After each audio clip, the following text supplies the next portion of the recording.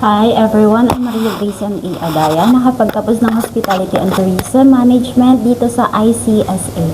Kasi dream ko makapagtrabaho sa airport or hotel.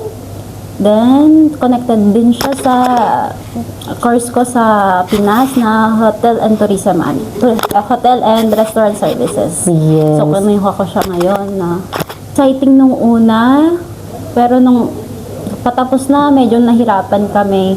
Yan, nahirapan kami. Pero okay naman siya. Tapos, yun. Pero okay naman siya kasi nakatulong siya. Ngayon, katulad ko, natapos ko siya. October, nakagraduate ako. Tapos ngayon, nakuha ko na yung diploma ko.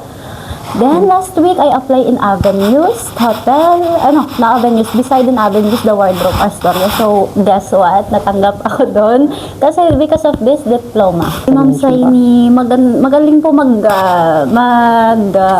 turo si Ma'am, yung professor namin, si Ma'am Saini. So, from the beginning, from the last, maiintindihan mo talaga.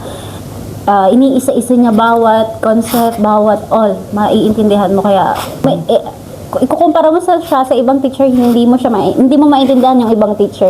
Pero siya, one by one, tuturuan ka niya. So, kung gusto niyo mag-aral, dito na lang kayo sa ICSA kasi maganda siyang oportunidad. Also, if you want to apply in abroad, like Europe, UK, dito na lang kayong makikita sa Indeed Jobs. I-search nyo lang kung anong gusto nyo, receptionist, manager, supervisor, lalabas siya doon. Lahat ng available. Then, legit talaga sila. Kasi, once na nag-apply ako today, 1 day and 2 days, millennial, they call me, Continental, and the other one, I don't know. Yung una, last year, nag-apply po ako. Hindi nila ako, tinanggap po nila ako, pero nung nalaman po nilang small visa lang ako, hindi nila ako tinanggap.